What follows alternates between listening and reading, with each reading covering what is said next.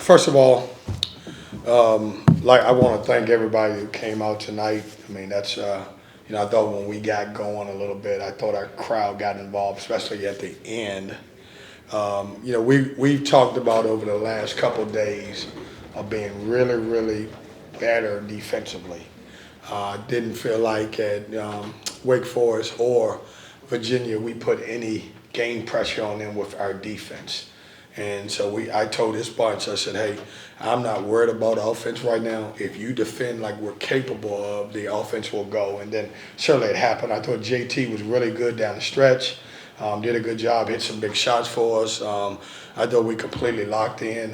We didn't have as many scouting report breakdowns, and that's the one thing that we've been talking about. Our ball screening defense hadn't been very good, and I thought we locked in, and we really did a good job with that part of it. So proud of our guys.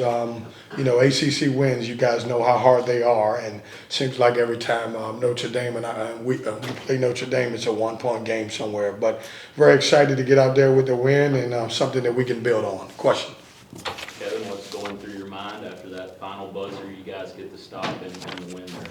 Well, what was going through my mind is like, he better not make this shot. Like, he better not make this shot. I thought we did a really good job. Like, Ben stayed with him for about 4 seconds.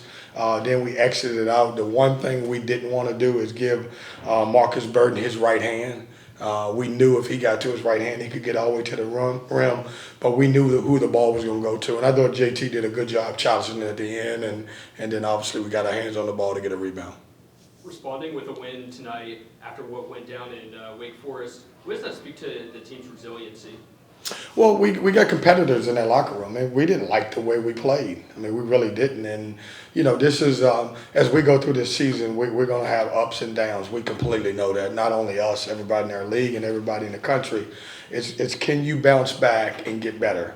And, we looked at the schedule. We knew we had a really good Notre Dame team coming in, especially, when Burden returned. Obviously he had 23 points out his first time back. But we didn't like the way we played, especially on the defensive end, and we wanted to get better. What was kind of the message at halftime going in with a 7-point deficit? Just continue to play. We talked about the couple things that we did to give them the lead. We had a couple breakdowns. We let Tay Davis get to his right hand. We had a couple 50-50 balls that we did not get.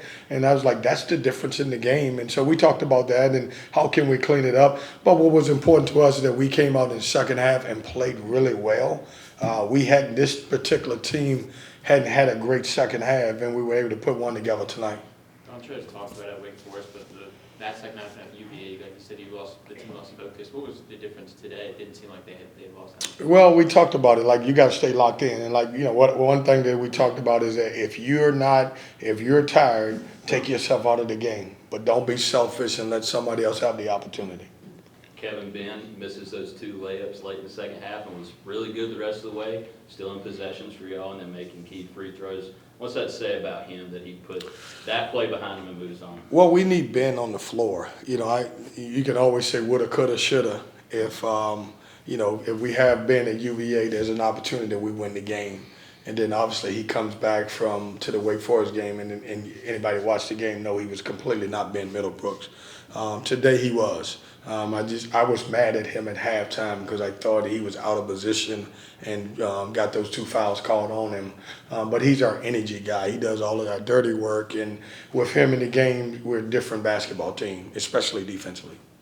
Ben mentioned building the confidence with a win like this. Would you agree that this kind of not the fact that you win this game, but the way you all have to come back in the second half? How does that do for your Yeah, I mean, it's early. I mean, you get a team, and you're going to leave out of here tonight. You're either going to be 1-3 or 2-2. 2-2 sounds a lot better than 1-3. And then you got to take care of your home and, continue to grow. It's going to be a long season. We still will have a lot of opportunities in the ACC.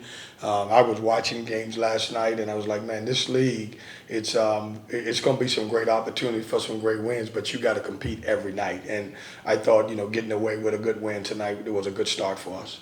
Speaking of Ben, how has he grown since he first got into the program last season? He's gotten better. I mean, you want to talk about a guy who, left Clemson and was more in a backup role playing behind P.J. Hall, who was a really good basketball player, to a guy now who is starting and playing big basketball at NC State and playing with a lot of confidence. And so it's good just to see him grow over the last couple of years. You talk about it being a momentum changer for your program. What does Saturday's game mean to you and your program moving forward? Just another game that we got to be ready for. I mean, we have to be ready for it, and we'll go back, in the next couple of days and see where we can clean up from this game. What I'm worried about more with us is how do we get better, because we can't focus. Our focus more going into Notre Dame was about NC State opposed to Notre Dame. So we're going to do some of the same things, like, all right, how can we get better as ourselves, and then obviously we'll turn our focus to Carolina. Montrez has put up back-to-back games that he's really affected, winning and just affected the game. What has it been like for you to kind of see him? I don't know, but I was glad to see him hit that huge three. I mean, was that almost the same spot he hit the three against Florida State. I mean, he raised up and made a big three. He's growing. I mean, he's just, getting comfortable in a new system. I mean, I hate to say this, but it's the world that we're in. This is his third system. And so he's had to learn the system and understand, where his shots can come from and how he can compete and how he can play. And I thought he was really big for us today. Coach, speaking of Dontrez Styles, will you have to have like a special message to him going into this UNC game to keep his emotions in check against his former team? No, he came from Georgetown. Right. We're not playing Georgetown, are we? Right. No, I mean, obviously, I'm sure he wants to play well against his old team. We all do. Which players have you seen the biggest improvements in this season? I think, I can start with the older guys, but I'll start with Marcus Hill. I think I thought this was his best game, where he didn't force shots, he made the right play, he had great assists. I think Dontrez has grown. Of course, Ben has grown. And then, obviously, JT had a moment in the game where he really brought us back and he put us on his back a little bit. So I think all of those guys have gotten a little better, and we're going to continue to grow. We got some guys that are going to continue to feel comfortable in our system. Talk about Ish's minutes tonight, especially with Huntley Halford going out. Yeah, it's just coming along. He's going to be able to help us. I just got to figure out, it's better when other teams have a bigger lineup and I can stick him in as a kind of a 4 or 5. But we're going to need him as the season continues. All right, thanks, guys.